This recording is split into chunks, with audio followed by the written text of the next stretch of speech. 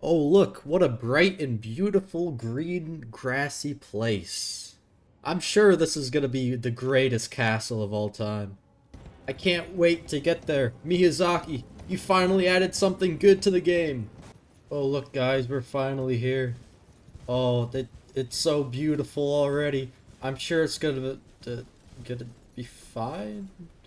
Uh, Miyazaki, I mean, it's got an interesting color lake, but I'm sure on the other side it'll be fine. What is this goopy stuff? I'm sure it'll be fine.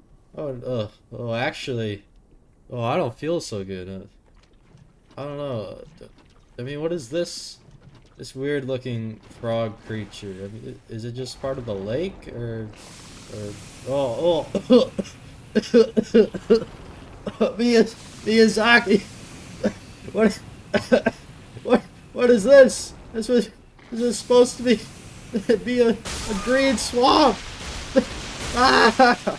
Curse you, Miyazaki. Welcome to Shaded Castle. And yes, this place has a poison swamp and death blight enemies. I'm sure that's fine. Anyways, welcome back to another castle rating video. Now, I think this might be the fourth one that we have done. And I'm going to keep doing them until people do not like them. So before we begin, make sure to like and subscribe if you do enjoy this video. Anyways, let's get right into it.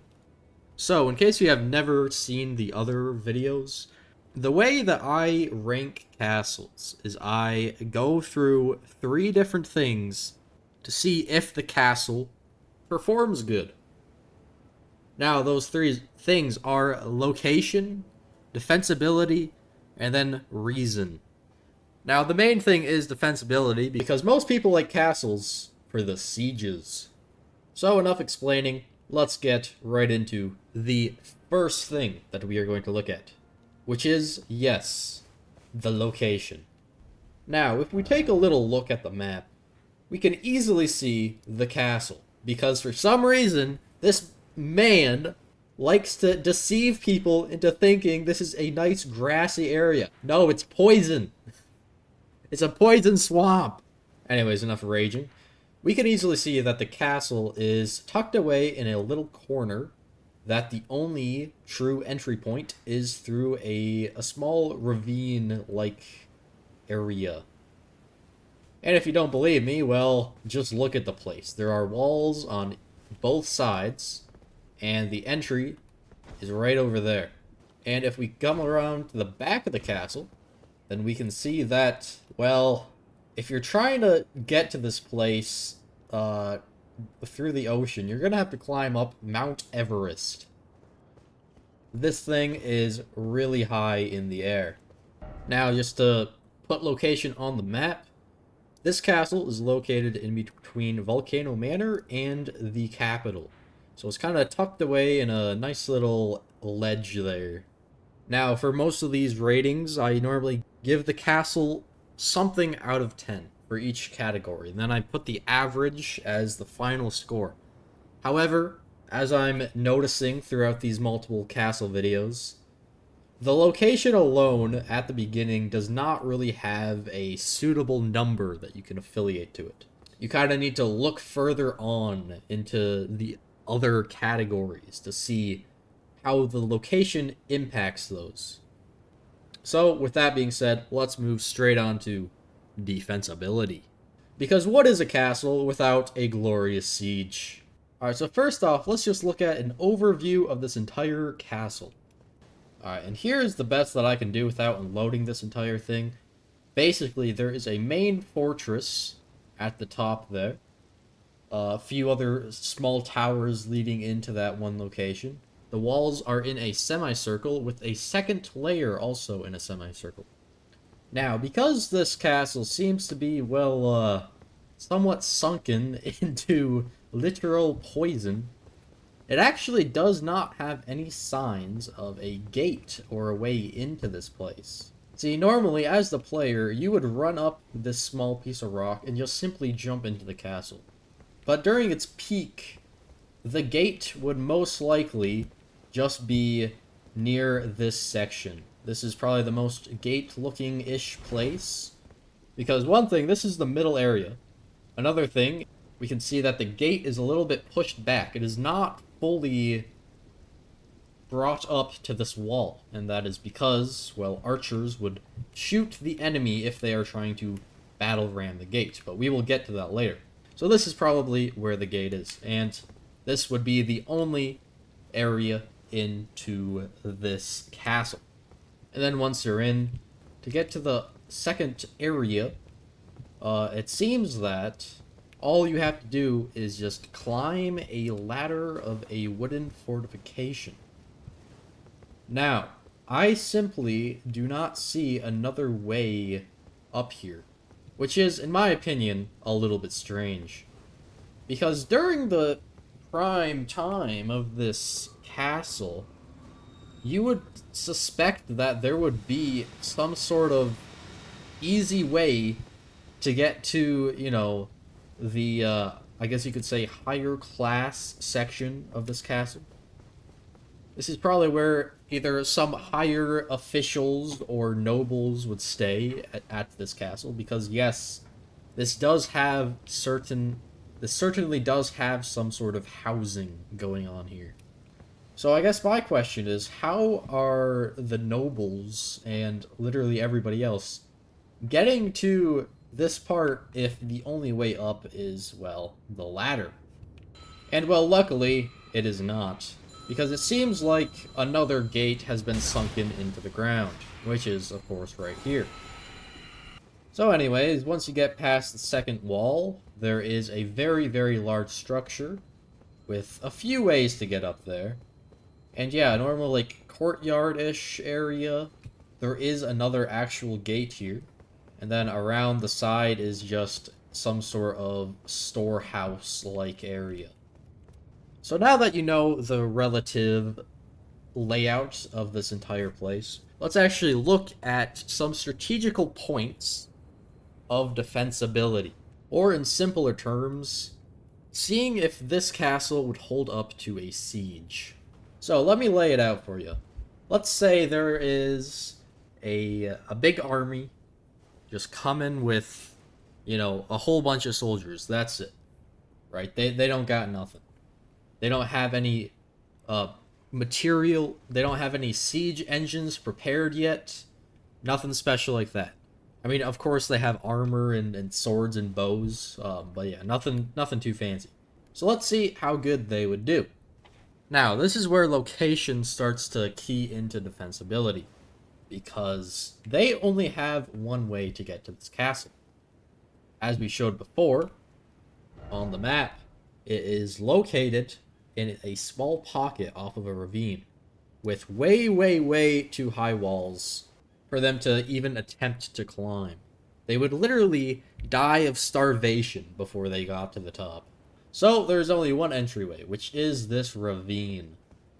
A highly defensible ravine, I shall say, if they were to get a heads up that an enemy is coming. So that alone is a really good sign. Because as we can see here, there are like the main passageway is not that wide. It does open up eventually, but there is this little choke point. And by the way, I absolutely love these little things. I don't know if you've ever seen the movie The 300, but this is the exact type of situation that the 300 would be in. See, let's say there was an enemy of 10,000 marching towards a castle with a garrison of 500. All that they would need to do is, well, let's just say they're super highly trained. All they would need to do is line up about 50 men in a straight line right here with some very good equipment, and technically they could hold an entire army of 10,000. And this is because there is simply no other way to get to the castle, unless, of course, they, I don't know, scale these walls and somehow get down. So that alone is a really, really good sign. Now, in any universe that's not taking place in a movie, would a normal, would 50 men be able to hold 10,000 in this small little choke point? Absolutely not. But would 1,000 versus 10,000 be able to hold this choke point? Absolutely. So let's say they got past that little choke point, and now they're making their way up to the castle. Well, in order to breach a gate, they would need some materials, some siege engines. And siege engines are actually pretty easy to make. All you really need is some metal and a whole bunch of wood. And, well, there is a whole bunch of wood.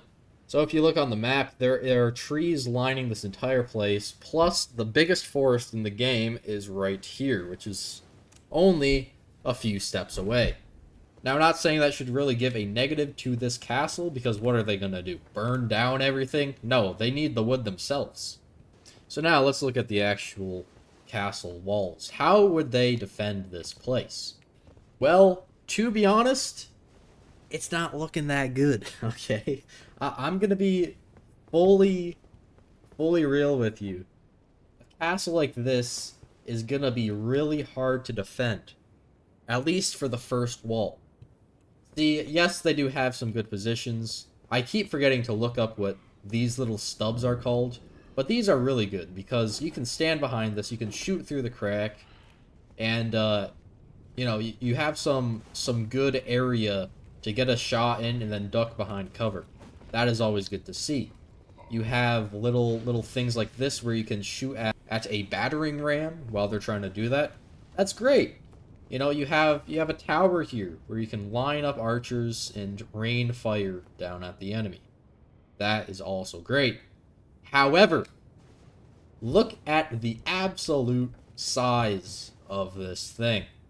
Alright, these walls, they are a huge semicircle. Which, I mean, that's great and all. It's a pretty big castle. It's a good establishment. And they would definitely have a lot of guards here. But you simply cannot get enough men on these walls to rain fire to stop an enemy from breaching.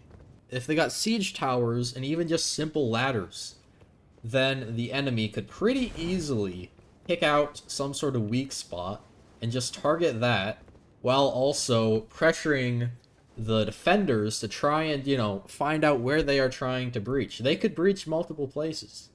Now you might be saying, well, there is an outer wall. What if they line up archers here? Well, this is way too far to be of any use. Like, sure, you could hit someone in a crowd, but climbing up a ladder, that's just not possible.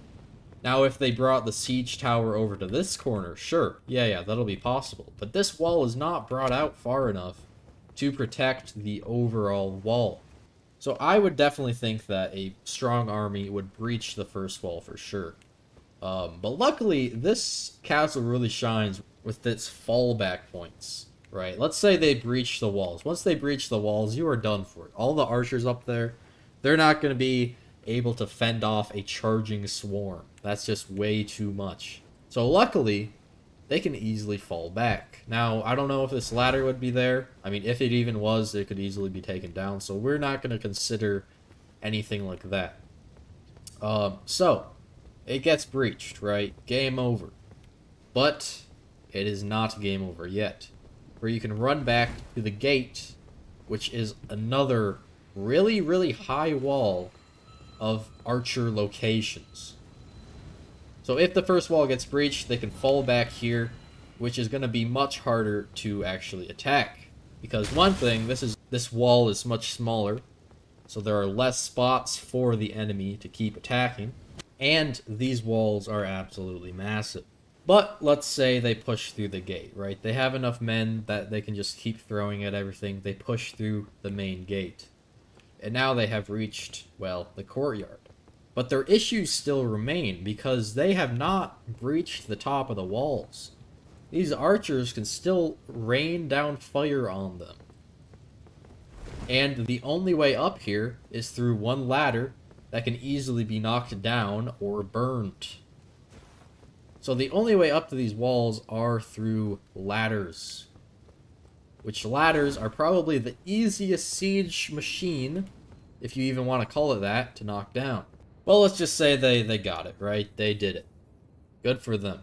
But they still have a full-on tower to take. So, the army would have to come through a small corridor. Then they would have to climb another ladder where even more men can be stationed to stop them. They'd have to go through, yet again, another very small corridor just to reach more very small, very easily defended areas. There can be archers all over the place, just sniping people. They're not gonna get past. To save you another 5 minutes of yapping, basically this is a very good defendable castle. So, because of that, because of the first wall, I am gonna have to give the defensibility probably an 8 out of 10, just because, like I keep saying, first wall, too big, too small, too many easy to breach areas. And I will give the location a 9 out of 10, because I do feel like they could have backed this castle up to a wall to make it much easier to defend. So now we are on to our last reason. Our last ranking category, which is the reason for the castle. And basically, the castle serves as a grand house to the family of House Maris, who are basically a whole bunch of executioners that, from my understanding, are kind of more like mercenaries. So it makes sense why they should have a pretty big castle to defend themselves if they accidentally executed some very powerful lord's son. So I'd say that is a pretty good reason to have a castle built. So I'll just give it a 10 out of 10 for the reason. Meaning that the final score of this castle is a 9 out of 10. Good job, Miyazaki. But still, screw you for making believe there was an actual nice area, and then it just ended up being a poison swamp.